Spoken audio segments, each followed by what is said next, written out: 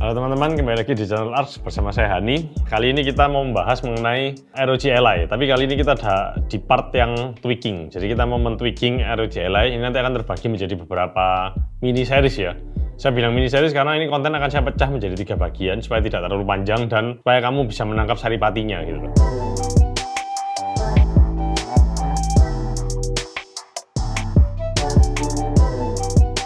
Kemarin sudah mereview ROG Ally di Day One menggunakan driver bawaannya, Windows 11 bawaannya Asus, dan berbagai keruwetan-keruwetan yang kita hadapi kemarin. Nah, di konten hari ini kita akan mengoprek dari softwarenya dulu. Jadi untuk Windowsnya dulu.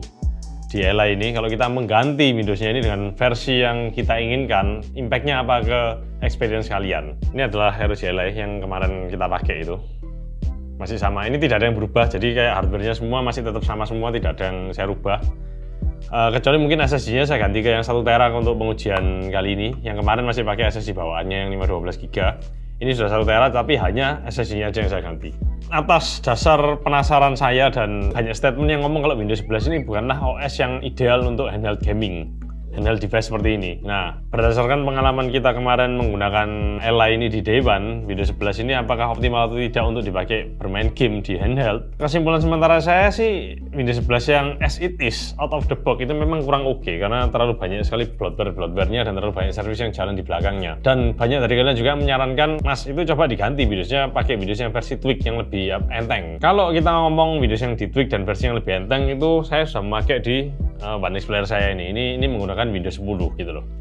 Jadi saya penasaran, apakah Ally ini sebetulnya tidak bisa diinstal Windows 10 atau bisa? Karena kan kalau kamu lihat di support page-nya Asus itu Windows drivernya hanya bisa Windows 11, tidak ada Windows 10. Kita penasaran, kita mau mencoba mengganti OS-nya ini dengan menggunakan Windows 10 yang versi tweaking. Windows 10 yang kita pakai itu adalah Windows 10 punyanya Ghost Spectre. Ghost Spectre itu versi Windows yang sudah di tweak, yang dislimkan, jadi ukurannya itu dibuat kecil.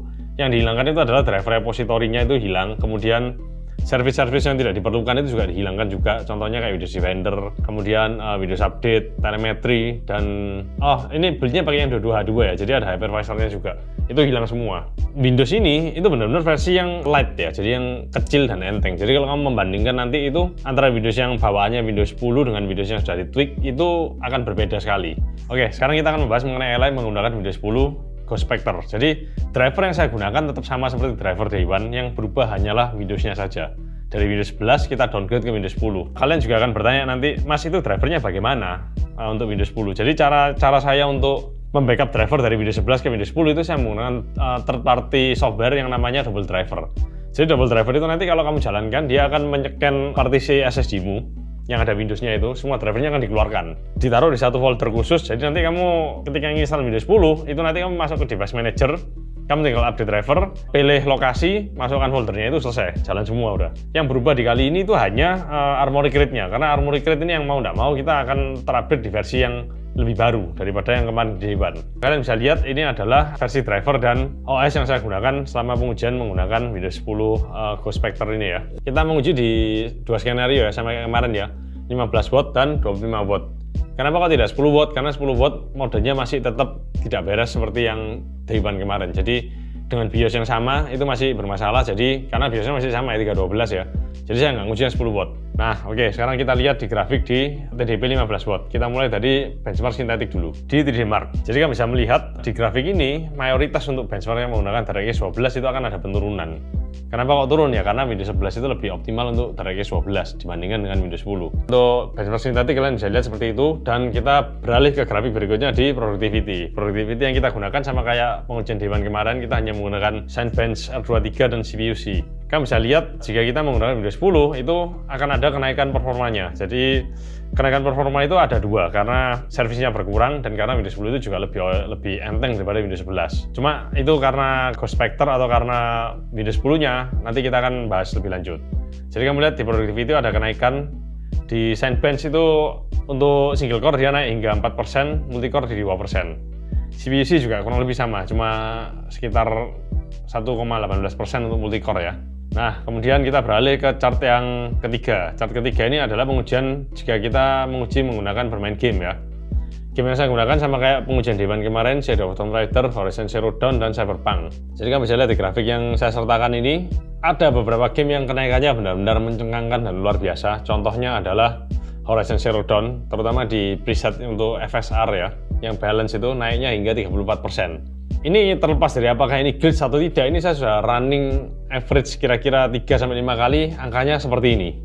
Jadi kalau buat saya ini memang kenaikannya memang kelihatan real gitu loh. Dan kemudian untuk yang non FSR, Horizon Zero Dawn itu naiknya hingga 20%. Sedangkan di Shadow of Tomb Raider kenaikannya berkisar 7-11%. Dan yang paling membagongkan adalah Cyberpunk 2077. Kalau di Horizon Zero Dawn FSR itu naik 34%. Kalau di Cyberpunk itu FSR dia malah turun 46%. 16,68%.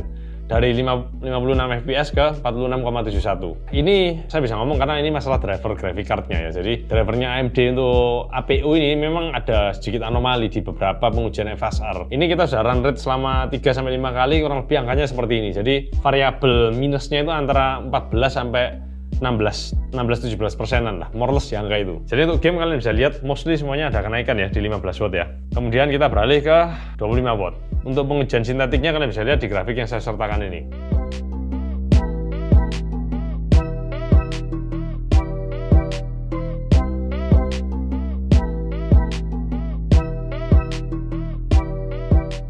Dan untuk productivity kalian juga bisa lihat di grafik yang saya sertakan berikut ini juga.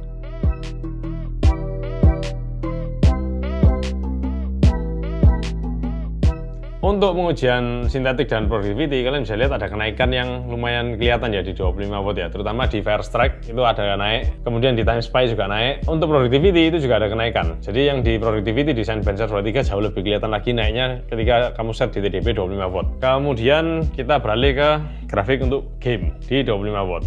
Jadi ketika kita set TDP-nya di 25 watt untuk Ryzen Setban Extreme ini di LI ini, kamu bisa lihat on average semua pengujian ini FPS-nya naik semua. Jadi berkisar antara 4% sampai yang paling tinggi 18%. Jadi overall kalau kamu beralih dari Windows 11 yang out of the box, Windows Defender nyala, Windows Update nyala, Hypervisor nyala, bla bla bla nyala semua itu, ke Windows 10 yang sudah di trim itu ada kenaikan seperti ini kalau untuk bermain game ya, real world main game ya. Nah oke, ini pengujian untuk TDP 15 watt dan 25 watt sudah selesai. Jadi kalau kalian pengen tahu ada apakah gerangan, kenapa kita pakai Windows 11 dan pindah ke Windows 10 performanya bisa naik, itu akan saya jelaskan di grafik berikutnya ini. Jadi di grafik terakhir ini adalah pengujian kita menggunakan 3D Mark Wildlife Extreme Stress Test. Itu yang di loop selama 10 kali ya. Jadi kamu bisa lihat ya, di grafik yang pertama yang saya sediakan ini untuk suhu dulu. Kita ngomong suhu dulu ya. Jadi di suhu, kamu bisa lihat ini ada sensor yang saya pakai itu adalah TCT-LT Die, CPU Core, CPU SoC, dan APU GFX. APU GFX itu adalah controller dari Radeon 780M itu, yang untuk graphic card-nya itu, RDNA 3-nya itu. Jadi kamu bisa lihat di TDP 15 watt antara Windows 11 dan Windows 10, kamu bisa lihat itu ada penurunan suhu. Suhu ini turun. Suhunya turun dari kamu menggunakan Windows 11 dan Windows 10 itu turun. Jadi ada beberapa hipotesa yang saya bisa ngomong kenapa kok ini bisa turun. Pertama itu adalah Windows Defender. Jadi Windows Defender itu kalau di Windows 11 kalau dia nyala itu akan aktif melakukan scanning di file-filemu. Jadi ketika kita melakukan pengujian itu mungkin Windows Defender-nya aktif, jadi CPU resource-mu akan lebih gede pakainya daripada tanpa Windows Defender. Itu sebabnya suhunya lebih panas. Kita bisa ngomong ya untuk TDP 15 watt ya. Dan kemudian di TDP 25 watt pun itu juga terjadi hal yang sama. Jadi Windows Defender dan Hypervisor itu dua variabel yang memang mempengaruhi sekali di suhu, karena dua feature ini memang yang aktif bekerja di Windows 11 ini. Itu sebabnya di Windows 10 yang tanpa dua feature itu load-nya jauh lebih kecil dan suhunya jadi lebih dingin. Kemudian kita beralih ke grafik kedua. Grafik kedua ini yang menunjukkan core clock untuk GPU dan CPU. Jadi di TDP 15 watt untuk Windows 11 dan 10 kamu bisa lihat ya. Untuk core clock CPU-nya itu Windows 11 itu on average selama running 10 kali loop itu ya. Itu ada di 1397. Sedangkan kalau kamu beralih ke Windows 10 itu dia naik jadi 1498. Untuk GPU clock-nya pun itu kurang lebih sama ya, nggak jauh beda, cuma 1280 ke 1296. Jadi cuma 15 MHz lah dalam marginal error 1%. Tapi yang kamu bisa melihat itu adalah core clock dari CPU-nya. Itu yang saya ngomong tadi, kenapa kamu pakai Windows 11 dan Windows 10 itu akan ada bedanya. Jadi kalau Windows 11 dengan semua fitur-fiturnya itu dia akan, karena panas ya, karena suhunya panas, akhirnya core clock-nya achievement-nya tidak akan setinggi ketika suhunya dia dingin. Hal yang sama juga terjadi di TDP 25 watt. GPU juga kelihatan dari 2291 akan berbeda ke 2321. Kalian bisa lihat di grafik yang saya sertakan ini. Jadi kesimpulan dari pengujian kita hari ini, pengujian mini series kita hari ini itu adalah apakah Windows 11 itu optimal untuk gaming handheld? Jadi jawabannya kalau misalnya dari pengujian yang sudah kita lakukan itu ya, dalam kondisi out of the box, Windows 11 itu kurang ideal untuk digunakan dalam handheld gaming device seperti ini ya. Windows 10 yang versi sudah ditweak, yang sudah ditrim itu jauh lebih menghasilkan daripada Windows 11 yang bawaannya Ally ini. Jadi saya bisa ngomong kalau Windows 11 yang versi standar itu kurang ideal untuk handheld gaming device. Cuma ya kalian harus tahu bedanya apa yang versi yang Windows 11 dan 10 yang sudah ditweak ini. Ada banyak sekali, service, telemetri, Windows Defender, Windows Update, kemudian hypervisor, itu semuanya kalau yang di versi trim itu sudah hilang semua. Dan kamu harus tahu juga, bukan dalam arti Windows 11 itu tidak oke untuk gaming handheld ya. Dia tetap oke, karena kalau untuk kamu main game yang native di DirectX 12, kamu tetap butuh Windows 11 untuk mendapatkan performa yang paling bagusnya dia. Windows 10 yang kita gunakan yang Ghost Spectre itu Windows 10 ya. Tapi kamu perlu ingat juga kalau Windows 11 itu juga ada versi Ghost Spectre-nya. Dan pengujian kita hari ini selesai sampai di sini. Jadi kita menguji antara Windows 11 dan Windows 10. Jadi kalau kamu tanya ke kita, Mas, enak mana pakai Windows 11 atau Windows 10? Kamu sudah menemukan jawabannya hari ini.